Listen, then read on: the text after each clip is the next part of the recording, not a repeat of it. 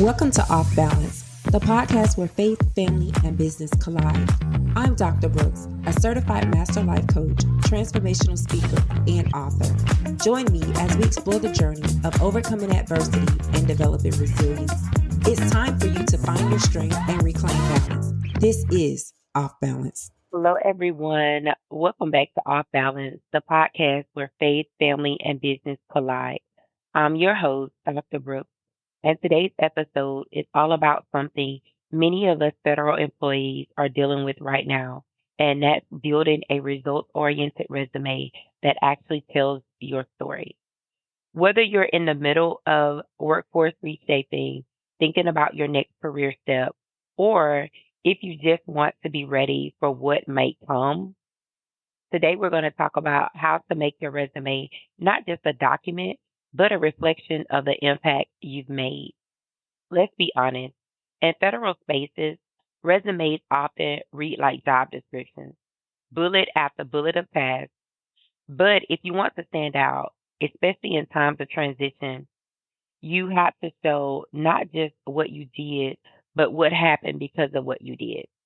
Many of you know that I am an HR specialist for a federal agency. I have been an HR specialist for over 15 years, and so I look at resumes day in and day out. And so what I noticed with a lot of federal resumes is there is no action plus context plus result framework, right? And so a lot of the time it's copy and pasting of the actual position description. And so on today's episode, I really want to dive into how you can turn your resume into a result-oriented resume. And that will allow you to be, compatible with your peers on the federal side as well as the civilian side. So let me just paint a picture. Imagine you're reviewing two resumes. One says process FOIA request. The other one says led the processing of over 200 FOIA requests in a 3-month period, reducing the agency's response backlog by 40% and improving public trust metrics. They did the same general task, very different message. One says you did your job, the other says you made a difference. And so you want to be able to show the story on your resume that you are a difference maker, that when you perform a task, you make a difference. And so that's what we're going to talk about today. Federal hiring managers, as well as those on the private sector, they aren't just looking for doers. They're looking for problem solvers, collaborators, leaders, and they need to know if they bring you on, what value are they getting? Because everyone wants someone that is going to be valuable to their organization, right? And so here's the formula that I am going to talk about today. It is action plus context plus result. Let me say that again. Action plus context plus result. So let me break it down for you. Action. What did you do? And in order for you to describe what you did, you have to use action verbs.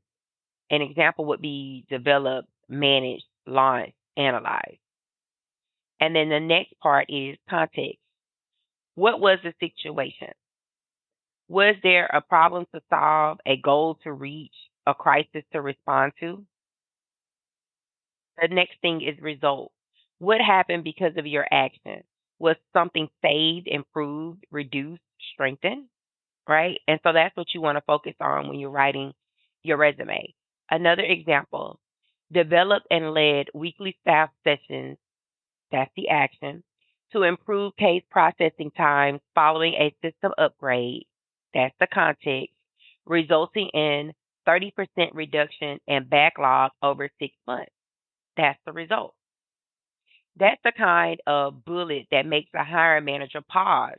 That's the kind of resume that gets interviews, right? That's the type of resume that is going to get not just that first round, but second, third round, because you want your resume to stand out. You want to showcase what it is that you have done for your current organization. You may be thinking, that sounds great, but I'm not sure how you may say that sounds great, but you're not sure that you have results like that. Trust me, you do. And here's how you are going to uncover them. I want you to look at your calendar and email. I want you to look at what project you were a part of in the last 6 to 12 months. And then once you discover that, what changed because of your involvement? So you were on all of these projects, you attended all of these meetings. Did you improve a system? Did you save time? Did you help someone grow? Did you solve a tough issue? Those are the things that I want you to ask yourself as you looking back over your calendar. What metrics can you use? Think time saved, number of people served, dollars value managed, right? Compliance improved, satisfaction increased, right? So again, I'm an HR professional, and so a lot of organizations or agencies utilize the OPM 80-day model, which is time to hire. Typically, in that model, HR has 26 days, right? And so if HR has 26 days, I already have a standard metric. And so what I can say is that I was able to, you know, complete job opportunity announcements, bring on board however many people within, and I can say 15 days or whatever the case is, right? And so if you already have a metric that you have to meet, you can literally utilize that metric and then just show that you are less, you came in under that time. And so that would just be an example. So utilize things that is already in place for you. If you have to respond back to customers in 48 hours, then you can say that you responded back to this many customers, solved this problem within 24 hours, right? And so it just depends on what your situation is and what you have going on. But that is what you want to do. You want to, and if you can't quantify it, quality it. Make sure it's quality, right? So an example of that would be coordinated logistics for three agency-wide events, improving employee engagement and interdepartmental collaboration.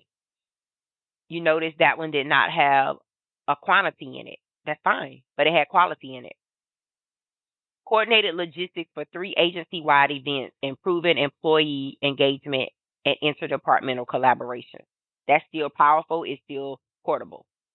And so I just want you to really look at your resume and no longer copy and paste job descriptions, no longer, copy and paste stuff. Really take your time with your resume because your resume is that first initial look that a person has of you. And so you want to make sure that your resume is representative of the awesome person that you are.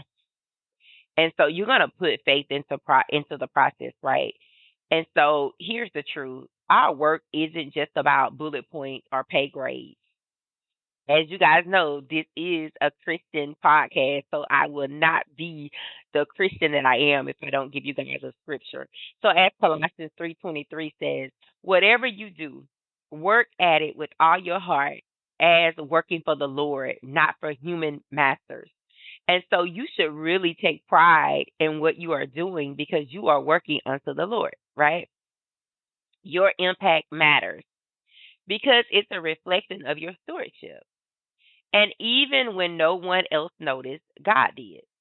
So now, as you step into this season of updating your resume or, reimagining your future, do it with confidence, not just because of what's on the paper, but because of what's on the inside of you. And so I just really want you to have that confidence and I really want you to know that there's no competition with you, right? Because what is for you is for you. And when God opens that door, no man is going to be able to close it. So even if you have been, not considered for promotions in the past, or even if you feel like you've been, looked over in the past, I can assure you that that was not your door, that was not your opportunity. And so I want you to shake it off, and I want you to put yourself back out there and pray and ask God, what position do you want me to apply for? What company do you want me to work for? Sometimes we want to do things because it looks good on paper, but is that what God has for us, right? And so that's what I want you to get into the habit of doing. I want you to get into the habit of really seeking God when it comes to the positions in your career. And so this is what I want you to do to move forward this week. I want you to choose 3 to 5 key bullets on your resume to revise using action plus context plus result, right? And so don't overthink it. And let me say that again. Do not overthink it. Just really look at those bullets on your resume and see how can you change those. Revise it to use the action plus context plus results. And then after you do that, I want you to ask a trusted colleague or a friend or someone that your mentor or someone that you really, that you really trust their opinion to help you brainstorm your impact, right? Sometimes when we're in the workplace, we just go, and we don't even realize our impact. And so I want you to get with someone at work that you can really trust and just ask them, what impact do I make? What things have I changed? How am I helping the team? And so just get some feedback. And then I want you to start a wins. What's a wins? This is the document where you track your results as they happen. This is the place where you can brag on yourself. This is the place to where you boast yourself up. Boast yourself up to the point to where if somebody else found your document, they would say, oh my God, they are so arrogant, right? Because this is the place to where you are really going to write everything down so that you don't miss a beat. And so create that wins document. And most of all, believe that your work matters because it does. Sometimes depending on the situation, if we're not the one that's out in the front, if we're not the one that's on the center stage, then sometimes we may feel like what we do don't matter. But I can assure you, everything that you do matters. And if you want help with this, I have created a document that you can actually download in this episode description. So just download that document. Make sure you join my community. And I am considering doing like a mini guide or a workshop that can help people, kind of revise their resumes. And so again, just download that document, join my community, and then you will be receiving emails if I decide to do an upcoming workshop. So this was a short episode. I just wanted to teach you guys how to update that resume. Action plus context plus results. So thanks for hanging out today. If this episode encouraged or equipped you, do me a favor and share it with a friend or a colleague who's walking through a career transition. And don't forget, your resume is a tool, but your calling is so much greater. So I want you to keep leading with purpose, caring for people, and walking in faith. Until next time, be resilient. Thank you for tuning in. Be sure to rate this episode and share it with your family and friends. To learn more about your host, visit brooksdenny.com. Until next time, be resilient.